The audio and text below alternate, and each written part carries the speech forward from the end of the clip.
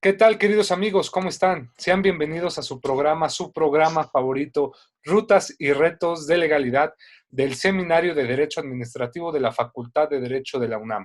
Este programa es conducido en lo general y sobre todo llevado a cabo por la doctora Sonia Venegas Álvarez, directora de este seminario. El día de hoy su amigo Juan Negrete tiene el gran honor y el gran gusto de conducir este programa, ya que contamos con la valiosa presencia de un gran profesionista, un gran abogado, un gran impartidor de justicia. Él es licenciado en Derecho por la Universidad Nacional Autónoma de México, por ende lleva en su sangre, como decimos nosotros, el azul y oro, el puma de corazón. Es especialista en Derecho Constitucional y Administrativo por la misma Casa de Estudios. Asimismo, obtuvo el grado de Maestro en Derecho Constitucional y Derechos Humanos con mención honorífica por la Universidad Panamericana. Es un hombre que ha tenido una trayectoria dentro de la carrera judicial muy prominente. Y vaya, si nos pusiéramos a leer todo su currículum, nos llevaría 2 programas enteros, damas y caballeros. Cuenta con publicaciones y participaciones en materia electoral escritas, por lo cual les recomendamos que lo puedan leer. Y hoy por hoy es magistrado de la Sala Regional de Ciudad de México del Tribunal Electoral del Poder Judicial de la Federación. Es un gusto y un placer darle la bienvenida al magistrado José Luis Ceballos Daza. Sea bienvenido, querido magistrado. Gracias, Juan. Un gusto estar aquí en nuestra máxima casa de estudios, aunque sea a distancia. Muchas gracias. Y pues bien, magistrado, vamos a hablar de un tema muy interesante, digo yo, muy calientito, porque sin duda alguna esta pandemia nos vino a traer muchas reflexiones, muchas adecuaciones, sobre todo en el tema electoral, y se nos viene ya, y así lo digo, el año próximo un cúmulo de elecciones que van a estar muy duras, muy fuertes, pero ya nos explicará usted. Este tema lo hemos intitulado Elecciones y Justicia Electoral ante la pandemia del COVID-19. Nosotros lo que buscamos junto con el magistrado es que nos pueda explicar qué retos se van a presentar en este próximo proceso electoral y qué impacto ha tenido esta pandemia, por lo cual hablaremos en 3 partes: el impacto de las elecciones y el próximo proceso electoral, la justicia electoral, su implementación normativa y un balance en la sala regional de la Ciudad de México, donde el magistrado es representante como impartidor de justicia en esta institución. Por lo cual, querido magistrado, no quisiera quitarle el tiempo y cederle el uso de la voz porque usted es el experto. Me gustaría preguntarle de primera mano cómo ha impactado esta pandemia y cuál ha sido su impacto directo o indirecto, si lo queremos ver, en las elecciones que se avecinan el próximo año. Muchas gracias, Juan. Pues mira, por supuesto que un fenómeno tan complejo, tan impredecible y que sobre todo nos llena de incertidumbre en muchos espacios de la vida pública, en el ámbito social, en el ámbito educativo, en el ámbito familiar, pues por supuesto que siembra, todos los ámbitos de la vida diaria. La materia electoral, por supuesto, también enfrenta retos fundamentales. Sin duda alguna, como sabemos, la democracia es por excelencia una institución en la que se basan la esencia de un Estado. Y cuando éste enfrenta una realidad tan lacerante como que no se puede llevar a cabo una fiesta cívica como es la elección, pues sin duda nos presenta una complejidad. Mira, en el mundo ha habido varios países, 67 países han decidido posponer sus elecciones porque han encontrado que no hay condiciones para llevarlas a cabo.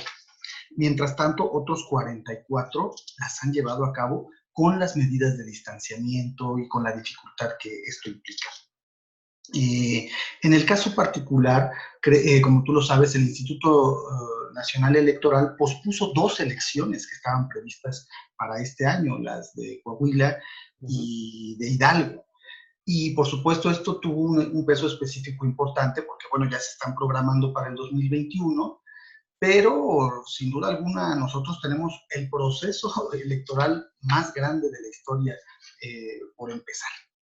Te voy a contar cómo está compuesto este proceso. Por favor. Iniciará en septiembre de 2020-2021 y serán electos 3.528 representantes populares, mientras que en 2018 solo fueron 3.226, o sea, 300 cargos populares más.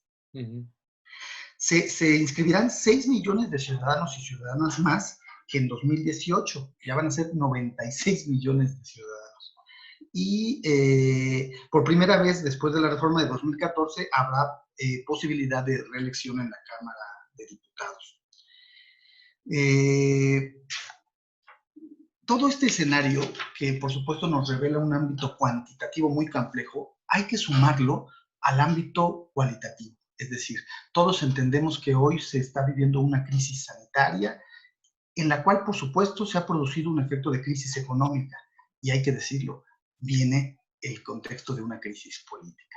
Entonces, esta elección, además del elemento cuantitativo, Juan, pues tendrá el elemento de esta conflictividad alta que se está viviendo, ¿no? Entonces, de entrada, esos son retos muy importantes que pues los tribunales, los institutos electorales han establecido algunas medidas para poder enfrentarlos. Ok, eso es muy interesante porque sin duda alguna yo creo que muchas personas tal vez desconocían de la suspensión de estas elecciones que vivió el país, como ya bien usted lo señala. Por ejemplo, nos decía una cantidad muy importante de países que habían suspendido sus procesos electorales y otros que los habían de alguna forma postergado. Me gustaría aquí nada más rápidamente si nos pudiera dar un ejemplo o algunos ejemplos de países que hubieran suspendido sus elecciones para estar en contexto. México es uno de ellos. Y otro, si nos pudiera dar otros ejemplos de países que los hayan postergado. Por ejemplo, el caso de Wisconsin, ¿no? No sé si nos pudiera platicar al respecto. Sí, mira, por ejemplo, en el caso de Chile, pospuso su referéndum constitucional durante 6 meses. Chile había establecido un plebiscito nacional sobre si redactar una nueva o no, una nueva constitución para el 6 de abril de 2020 y fue objeto de una prórroga. El estado de Wisconsin en Estados Unidos es muy ejemplificativo porque a pesar de que se declaró una emergencia de salud pública y se aplicó allá lo que ellos llaman la medida de más seguro en el hogar, que viene siendo lo de la sala de instancia, sí se llevaron a cabo las elecciones en ese estado. Se dieron con la sana distancia, con todas las medidas para que la gente no tuviera problemas de contagio, pero hay que decirlo, de manera natural, uno de los efectos que se produce, pues es una disminución de la participación política, ¿no?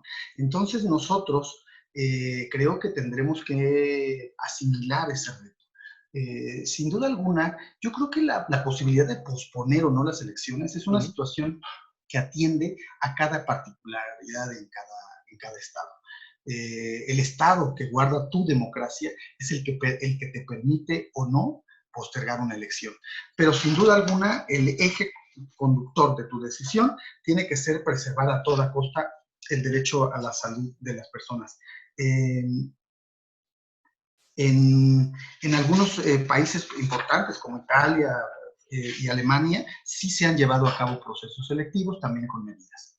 Pero lo que yo te quiero transmitir es que el reto que implicará para el 2021 el proceso electoral, sin duda está invitando ya algunos esfuerzos de nuestro Instituto Nacional Electoral y también de la Sala Superior del Tribunal Electoral, porque aquí recordemos que es muy distinto el proceso que implica una organización de las elecciones y de otro modo y de otro tamiz el proceso que implica la impartición de justicia electoral.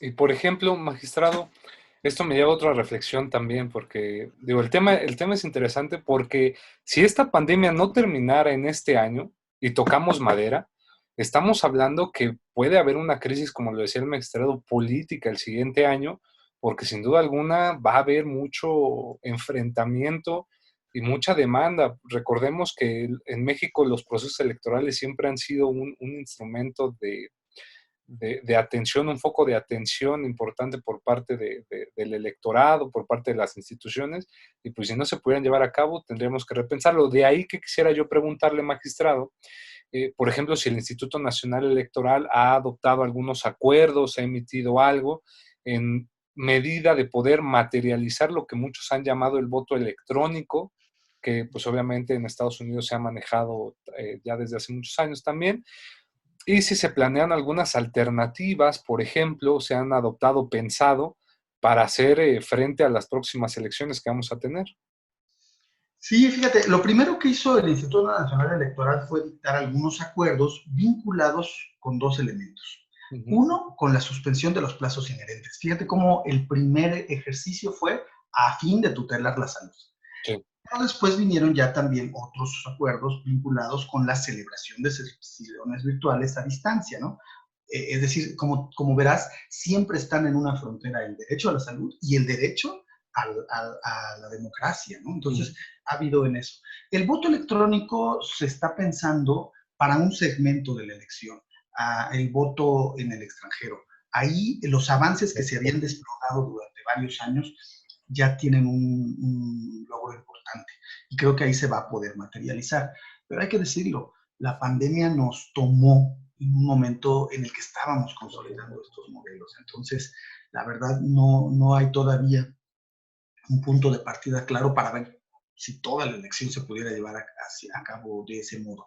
Creo que hoy tendremos que entender que la elección se va a tener que llevar hasta cierto, en un muy importante grado de manera presencial. Y como bien lo comentabas tú, en materia política, una suspensión de una elección es delicada. Puede significar la postergación de un cargo de elección popular y eso deteriora la democracia. Como bien dices, esperemos que todo salga bien y que en estos meses logremos establecer una base mínima para poder realizar tanto las elecciones y para que la justicia electoral, en el segmento donde yo me desempeño, también dé una respuesta efectiva. Es sin duda alguna, magistrado, porque pensando ahorita en el voto electrónico, como bien lo señala, pues digo, es delicado porque de por sí, lo decíamos fuera del aire, el uso de la tecnología es muy loable, pero siempre tiene un grado de ser falible. Entonces, de por sí, si vemos que hoy por hoy siempre hay un problema en materia de legitimidad de las elecciones, siempre se ha habido en la historia del país y en muchos lados, pues si nos vamos a un tema electrónico, pues podría todavía ser un problema más gravoso porque pues no sabemos cómo podría procesarse esta legitimidad ahí, que no se pudiera hackear, vaya, como dicen. Ahora, finalmente, como para ir cerrando este primer bloque, me gustaría preguntarle cómo estamos en cuanto a las comunidades indígenas, magistrado, que pues es un sector vulnerable, es un sector importante en la población. De alguna forma sabemos qué procesos electorales o cuántos se llevarán a cabo en estas comunidades. En comunidades indígenas, lo que tenemos registrado es que más o menos se van a elegir arriba de 500. Pero por supuesto que yo creo que tú pones muy bien el dedo en la llaga, porque tratándose de comunidades indígenas, la accesibilidad a medios electrónicos es sumamente complicada. Así es. Además de que tratándose de comunidades indígenas, los procesos electorales no siguen la misma conformación o estructura que siguen los procesos tradicionales.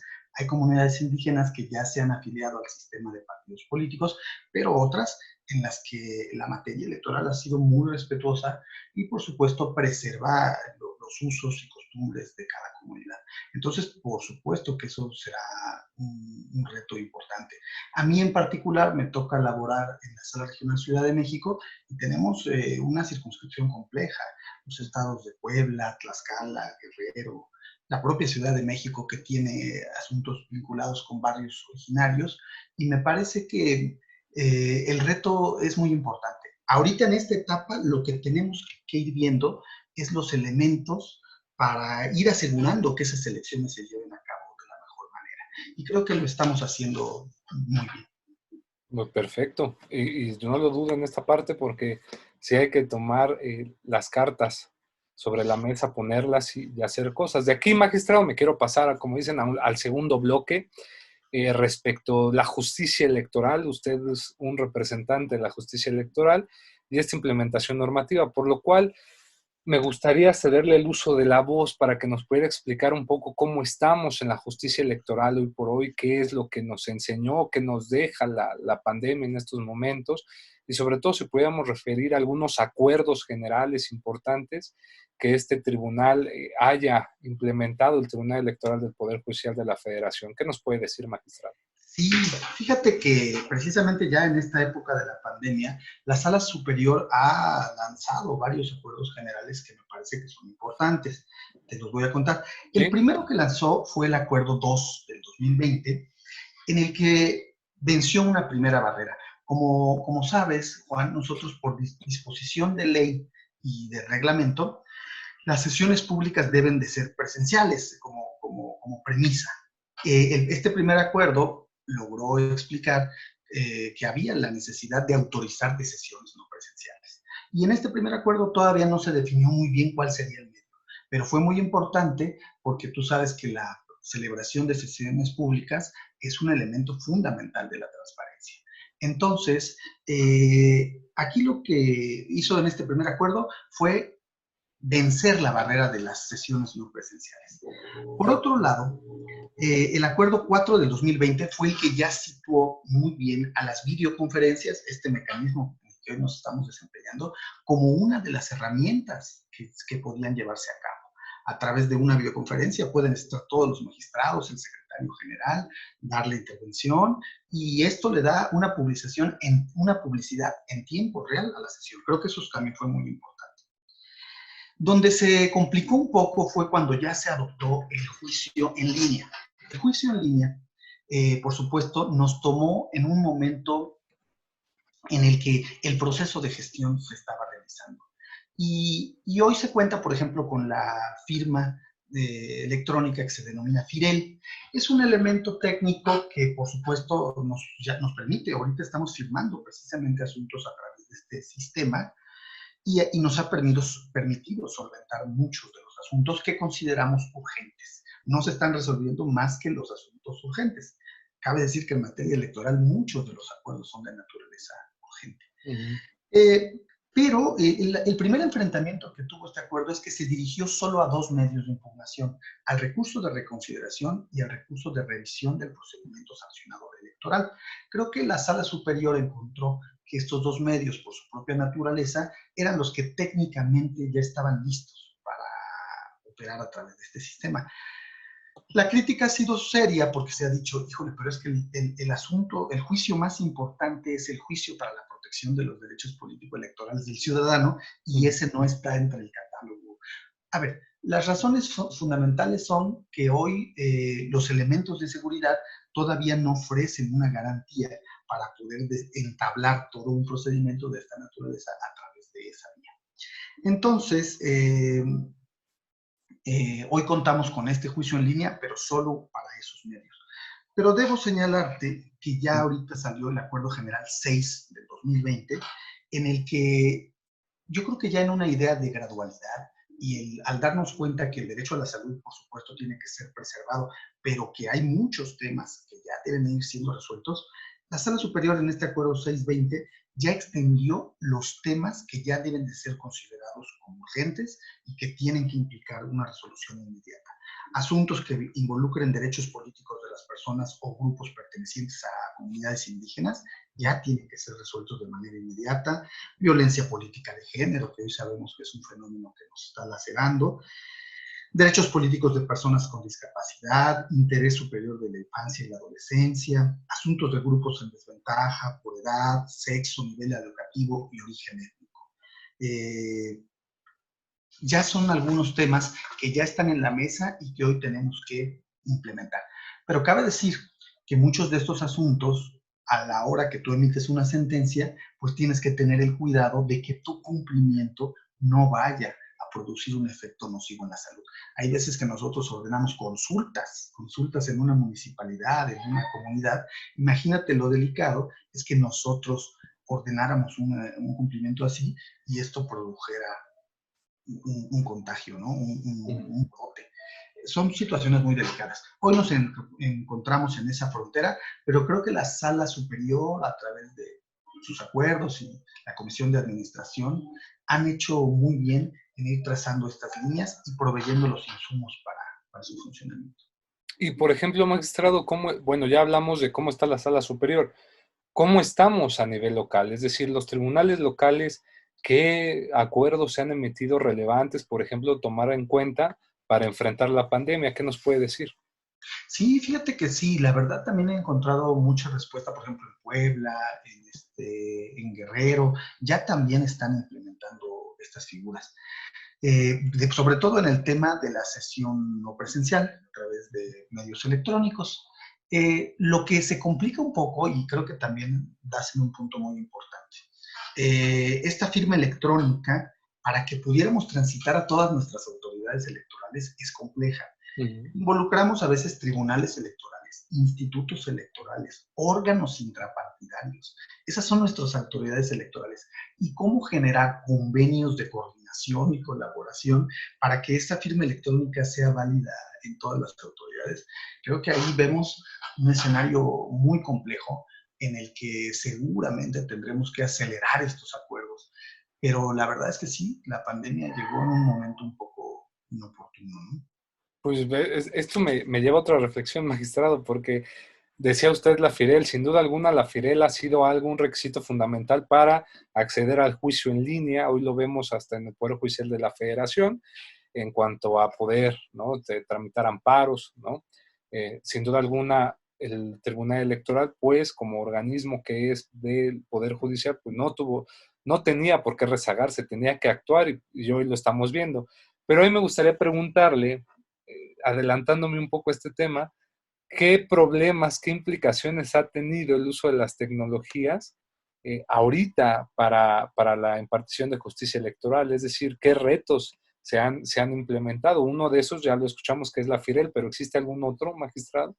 Sí, mira, por ejemplo, hay quien dice que más que utilizar esta firma electrónica, la FIDEL, deberían utilizarse la FIEL y que esto extendería el ámbito de posibilidades, porque esta es la que tiene que ver con el servicio de la administración tributaria. Seguramente sí, esta sería una alternativa importante. De todas formas, tendríamos el reto y la complejidad de que todo esto lograra entrar en un sistema uniforme. Ahorita, en el siguiente bloque, te voy a contar algunos casos que pueden ser ejemplificativos de cómo hay espacios de la impartición de justicia que ya pueden favorecerse con las tecnologías de la información y otros que todavía presentan un reto complicado. Pero con relación a la pregunta que me haces, Sí. pues creo que hoy lo que está complicado es que la accesibilidad a medios electrónicos alcance una dimensión social. No es lo mismo para nosotros que estamos ya con un sistema ya diseñado o generado a través de lo que nosotros se denomina CISGA. Es un modelo informático que ya está predeterminado y en el que yo, como magistrado, cuando quiero firmar un documento, accedo de manera muy natural, pero considerar que eso lo pueda realizar un ciudadano común en una computadora ordinaria, yo creo que es muy ilusorio creer que Sí. ya toda la sociedad va a contar. Entonces, ese es otro gran... Sin duda alguna, y perdón que lo diga así, pero mientras no seamos congruentes en el uso de las nuevas tecnologías y la implementación de estas para el acceso a toda la gente, pues creo que nos estamos alejando siempre de una visión integral de derechos fundamentales, ¿no?, sobre todo para que puedan acceder a ellos simplemente. Ahora, magistrado, usted decía al inicio estas cuestiones de casos de urgencia, que normalmente siempre son de urgencia, pero por ejemplo, para las personas que nos escuchan que tal vez no entiendan esta materia todavía y que buscamos con esta finalidad que se adentren a conocerla, la complejidad de la interpretación judicial para establecer la urgencia de los casos, ¿cuál sería?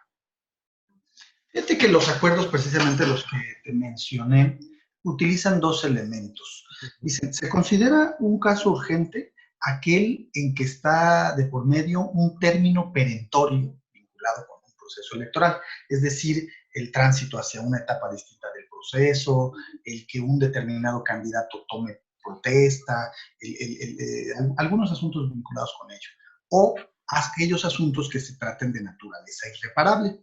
Ujú. Por ejemplo, el que un candidato no asuma un cargo y todavía no lo pueda asumir porque no haya una declaratoria judicial de que puede hacerlo, pues el solo transcurso del tiempo ya está afectando sus derechos. Eso tiene que visualizarse como un derecho irreparable. Entonces, esos han sido algunos de los patrones que se han dado para considerar un caso como urgente. La violencia política de género, como te lo comentaba, también ha sido un elemento, sobre todo porque cuando se dan ese tipo de casos en los que a una mujer, por ejemplo, no se le permite acceder a un cargo público, no se le pagan sus remuneraciones, no se le otorga un espacio físico para desempeñar su labor, pues a veces se exige la imposición de una medida cautelar. Y esta necesidad refleja con claridad cuáles son estos patrones de irreparabilidad. Entonces, son muchísimos los casos que en materia electoral pueden reflejar esa irreparabilidad. ¿Y por qué? Porque en la materia electoral hay algo que está fundamentalmente prohibido. No es como la materia de amparo, en la que está la suspensión del acto reclamado. Acá, en materia electoral, los plazos no se suspenden.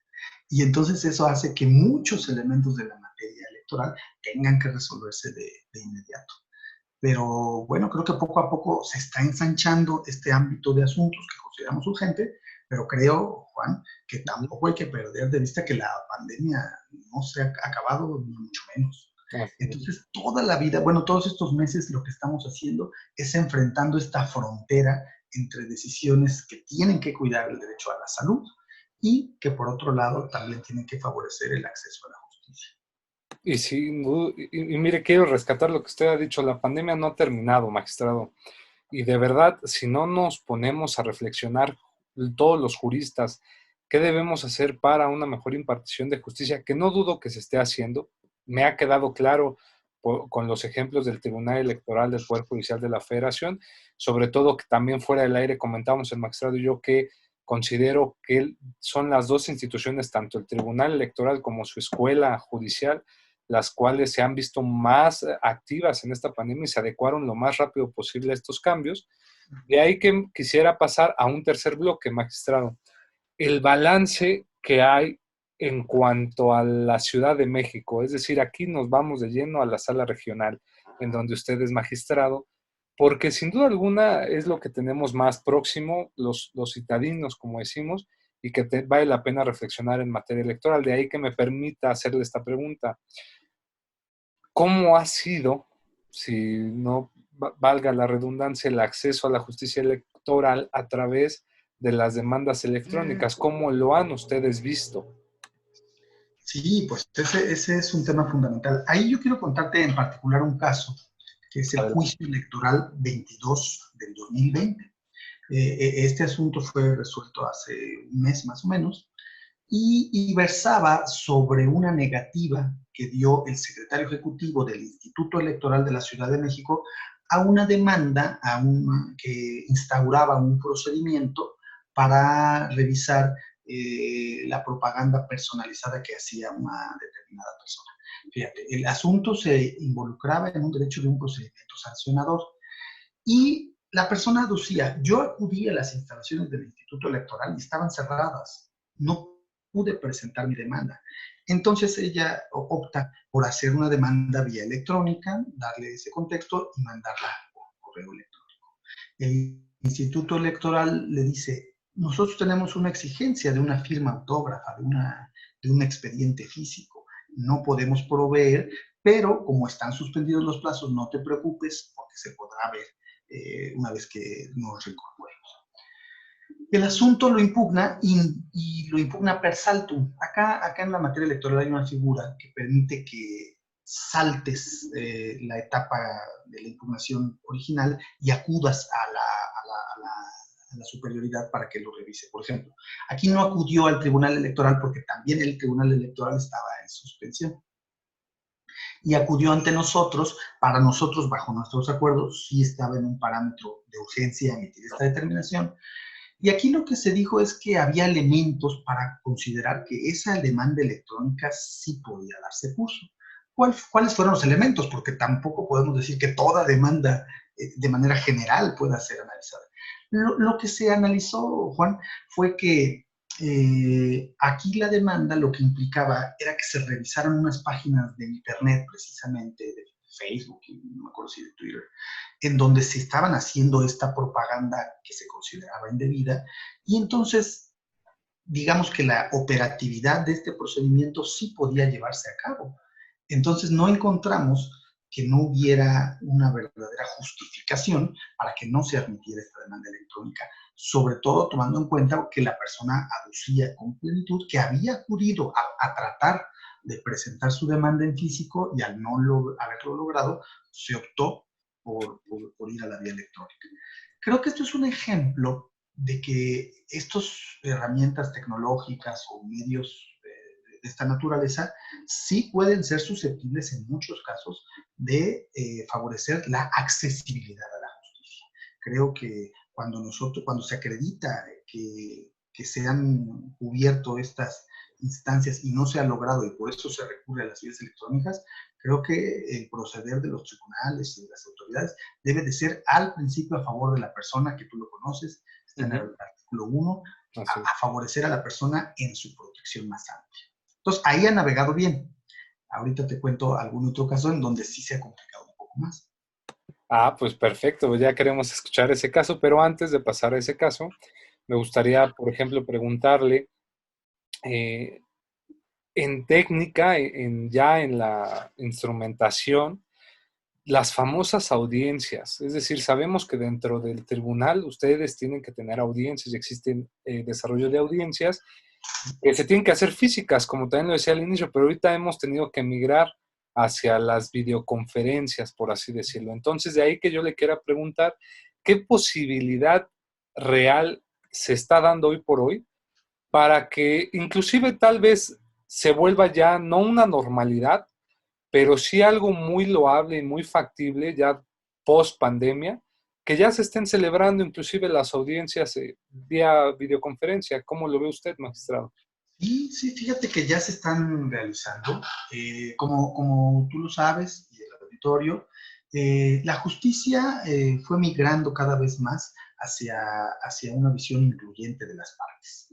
Y los alegatos, o alegatos de oídas, como se llamaban antes, que antes implicaban que acudieran las partes a platicar con el juzgador para exponerle pues muchos razonamientos relacionados con su asunto, hoy se han inscrito ya en la dinámica natural de los órganos jurisdiccionales y se celebran de manera frecuente. Nosotros, por ejemplo, en la sala dedicamos los días miércoles, en la que los 3 magistrados escuchamos a las partes, que por supuesto sacan su cita y podemos platicar con ellos, los atendemos personalmente, los escuchamos de viva voz, y esto nos permite acercarnos a la ciudadanía. Esta práctica no se ha anulado en esta época, se ha hecho a través de vía Zoom, de vía Microsoft Teams, o sea, en varios elementos hemos utilizado para llevar a cabo estas audiencias de alegatos. ¿En qué consisten? Bueno, pues se cita a la persona, se le da una clave de entrada y escuchamos a las personas involucradas con el caso, generalmente 40 minutos, 1 hora, depende la complejidad del asunto, y esto nos sirve para no desvincularnos, incluso en estos momentos, de esta cercanía con la sociedad. De hecho, a más tardecito tenemos 2 alegatos en esta semana. Entonces creo que eso es importante, ¿no? Bueno, vaya que en la práctica entonces lo están viendo y qué bueno que pueda ser una posibilidad. Ahora, tengo una duda. Por ejemplo, me surge de ahorita de su contestación, magistrado.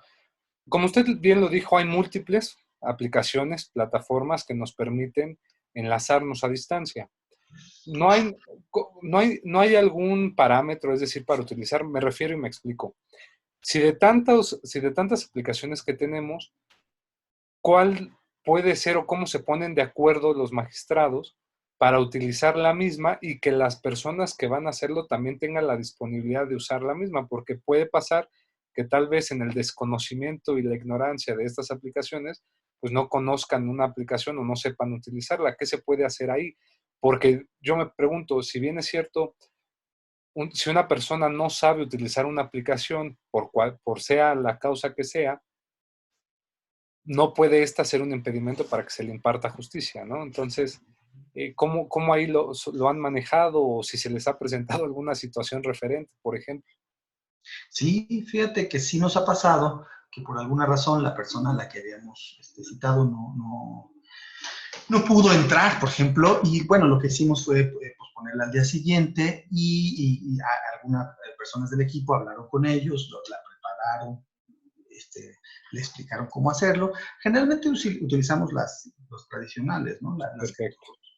Como tú sabes, basta con que tengas un correo electrónico para que te puedan mandar la clave y ya con eso, ¿no? Pero bueno, también, como bien dices tú, no todos los equipos informáticos son iguales, hay No, muchas o variables. que se pudiera prestar, ¿no? A una chicana, como dicen, no, no pude entrar, no, es que no puedo, es que no sé. Y de repente dices, bueno, pues más bien lo que tú estás haciendo es letargar o impedir el desarrollo de, ¿no? Puede pasar, no sé, ahorita lo pensé, pero qué bueno que se den estas previsiones y qué bueno que lo haya mencionado, que el equipo técnico del tribunal o de las salas, pues también esté presto a auxiliar a estas personas para su debido proceso, ¿no? Para respetarlo. Magistrado, aquí quisiera preguntarle si el caso que nos iba a platicar es referente al primero o es referente a los juicios laborales en materia electoral, porque esa es otra pregunta que quiero hacerle. Entonces, no sé. Vamos en la segunda, a los juicios Ah, laborales. perfecto. Entonces sí le pregunto, ¿cómo estamos en este contexto, magistrado? Y le voy a decir por qué. Para todos los que amamos el derecho, y si alguna vez nos hemos metido al derecho administrativo, laboral, sabemos que existe el derecho burocrático, y el derecho burocrático es complejo en sí mismo, y caray, cuando nos ponemos a estudiar más, nos damos cuenta que hay una especialidad, subespecialidad del derecho burocrático, que es electoral, ¿no? Los trabajadores al servicio de las instituciones electorales. Y es un tema completamente diferente al burocrático en sí y al laboral. Es otro mundo. De ahí que yo le quisiera preguntar si nos puede explicar qué es esto de los juicios laborales en materia electoral y segundo, cómo estamos en este tema. Sí, con todo gusto. Mira, entre los medios de impugnación que conoce las salas del Tribunal Electoral del Poder Judicial de la Federación están el juicio de la ciudadanía, el recurso de apelación, la revisión constitucional, la reconsideración, la revisión del procedimiento especial sancionador, y ocupan un lugar primordial los juicios laborales de los trabajadores del Instituto Nacional Electoral. Uh-huh. Precisamente este segmento de la jurisdicción de nuestra materia, pues entabla audiencias y alegatos, tal como lo hacen las juntas federales de conciliación y los tribunales, pero en el segmento de los trabajadores del Instituto Nacional Electoral. Son recurrentes estos asuntos y la primera particularidad que tienen es que son muy diferentes a los otros medios que resolvemos. Generalmente los medios que resolvemos son un poco más sumarios, más documentales, si tienen un nivel probatorio importante, pero en materia laboral el contexto es diferente. Los juicios laborales, pues obvio por su naturaleza, representan el derecho a la prueba, el principio del contradictorio, la necesidad de llevar a cabo una audiencia en la que se deciden mucho de la esencia del asunto y que culmina con el dictado de una resolución inmediata. En cuanto a este tema, fíjate que el Instituto Nacional Electoral suspendió de entrada por la pandemia todos los asuntos laborales y creo que hizo bien, Uh-huh. pero llegaron casos, y por ahí va más o menos la idea que te comentaba, en los que mucha gente lo que venía sosteniendo, con algunas particularidades, es que pues está de por medio su subsistencia, el pago de una indemnización en un momento como la pandemia, pues puede ser delicado, puede ser muy delicado en un momento tan complejo como una pandemia y yo no he podido recibir mi pago con base en una indemnización laboral. Entonces, ahí hubo algunos criterios en donde cuando vimos estas circunstancias, sí activamos y a través de por lo menos ir avanzando con el incidente en este periodo, el incidente de cuantificación y todo eso, en este periodo de pandemia. Seguramente cuando ya nosotros ya estemos superando este tema, pues activaremos ya obvio ya tenemos algunos asuntos ahí listos para salir una vez que ya se pueda. Pero fíjate, ahí creo que puedo entablar el asunto que te quiero contar. Uh-huh. Precisamente en esta dinámica que te vengo explicando, donde el acceso a la justicia creo que ha sido muy eficaz en materia de medios electrónicos, en algunos asuntos de juicio laboral, precisamente, algunos actores venían diciendo, te solicito que quites la suspensión y actives el asunto y que lleves a cabo la videoconferencia, la audiencia pública. O sea, porque tienes el potencial para hacerlo. Aquí nosotros tuvimos una barrera de carácter normativo, que es que nuestros acuerdos generales y los del INE no permiten activar estos juicios, primero. Pero en segundo lugar, creo que otro de los grandes retos en este momento son que nuestras medidas que tomemos también deben de respetar principios como el debido proceso. El debido proceso, como tú sabes, es el respeto a las reglas procedimentales en un determinado juicio. Y hoy no contamos todavía con la capacidad plena, pues primero para identificar a plenitud a todas las partes que están participando en una audiencia, pero eso podría superarse. Lo importante es que no hay garantías, por ejemplo, para asegurarnos de que la persona no esté aleccionada en una audiencia. Es decir, los principios de inmediatez, los principios de derecho de la prueba, del principio contradictorio, sí se complican un poquito más a través de la materialización de una videoconferencia.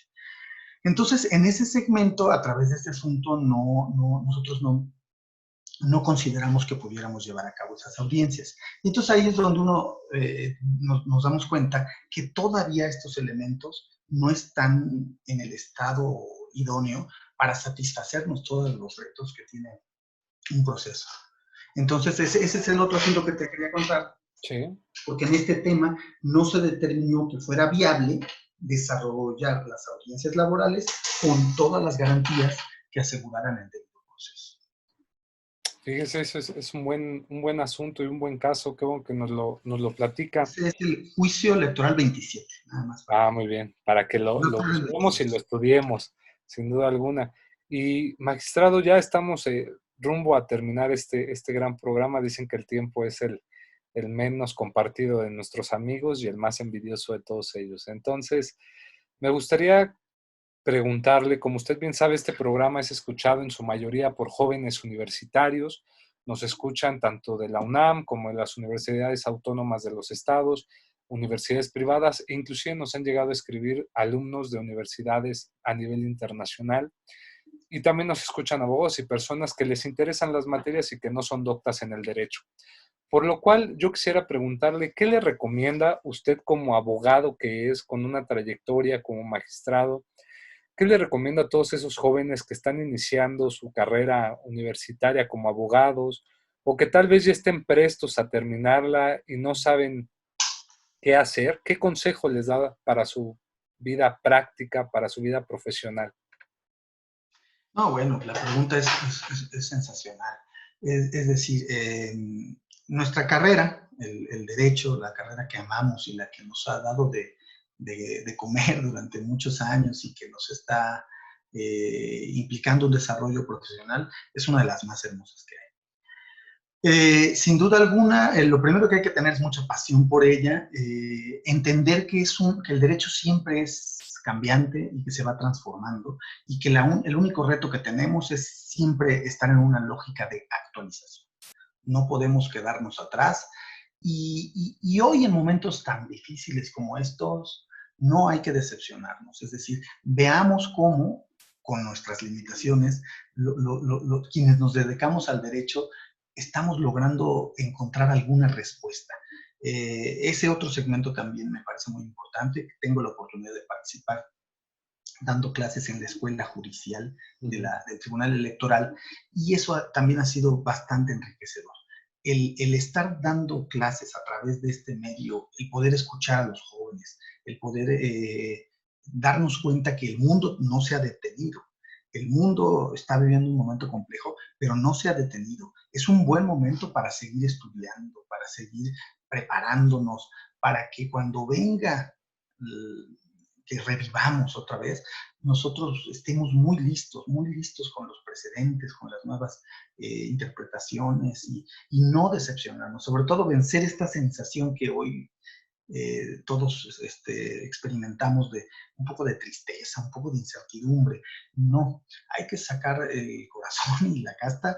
Yo creo que son muy buenos momentos para seguir estudiando y darnos cuenta que el derecho va a ser fundamental en los próximos años. Lo ha sido siempre, pero en los próximos años lo va a ser. Entonces, mucho ánimo, estamos siempre para servirles, pero no hay que perder la esencia de que nuestra carrera es muy hermosa y nos va a ayudar a un mundo y a un país mejor. Muchas gracias, querido magistrado. Ahora, disculpe que vaya a ser repetitivo, pero quiero que nos quede claro algo. ¿Podría decirnos, por favor, nada más para que no se nos olvide este dato? Entonces, ¿cuántas, cuántos puestos de elección popular o sí se van a tener que disputar el siguiente año? Sobre todo Sí, porque me impacta la cantidad. Entonces, para que no nos quedemos sin ese dato. 3.528 representantes populares y 15 gobernaturas. Nada más. Nada, nada más. Entonces, ya nada más con eso, y obvio lo que te comentaba de los pueblos y comunidades indígenas, arriba de 500. Entonces, la verdad sí va a ser un proceso muy, muy, muy intenso. No, obvio, no todo llega a la justiciabilidad, pero todo forma parte de la organización electoral. Entonces, hay que estar tranquilos, vamos a esperar que merme un poco la fuerza de este virus para que nos permita hacerlo de la mejor manera. Pues mire, magistrados, yo creo que si bien es cierto no todo llega a la justiciabilidad, siempre esa ha sido una medida que se utiliza de antaño, es decir, cuando hay algo que está mal, y qué bueno que sea así, se señale y se vaya a la justicia electoral para que el caso que se controvierte electoralmente quede resuelto. Pero yo estoy claro de que la próxima elección por el sistema político que hoy por hoy tenemos, como están las fuerzas políticas, sí va a ser muy contundente y yo no dudo que hasta el Tribunal Electoral va a tener una alza de trabajo muy interesante en ese tiempo. Entonces hay que estar prestos, hay que votar, hay que estar conscientes de lo que implica un proceso electoral y qué bueno que el magistrado José Luis Ceballos Daza estuvo hoy con nosotros para darnos y plantearnos este contexto en el que nos encontramos. Agradecemos mucho al doctor Juan Raúl Contreras Bustamante, director de la Facultad de Derecho de la UNAM, al maestro Ricardo Rojas Arévalo, director de Educación a Distancia, a la doctora Sonia Venegas Álvarez, directora de este seminario, pero sobre todo agradecemos a nuestro invitado de hoy, a nuestro rockstar, como decimos, el magistrado José Luis Ceballos Daza. Gracias, querido magistrado, por compartir sus conocimientos y por estar un rato compartiendo su tiempo con todos nosotros para seguir aprendiendo juntos. Muchas gracias. Te lo agradezco, Juan, y quedamos a la orden. Perfecto. Y todos ustedes que nos escuchan, por favor, suscríbanse a nuestro canal, denle en el botón suscribirse para que día con día les lleguen este material que sirve para actualización jurídica y para conocimiento. Compártanlo. Conocimiento que no se comparte se borra. Entonces es mejor que todas las personas sepan sus derechos, sus obligaciones y siempre va a haber una persona interesada en este tema. Denos un like si fue de su agrado y los vemos en un próximo programa. Agradecemos mucho nuevamente a nuestro invitado del día de hoy y hasta la próxima. Gracias.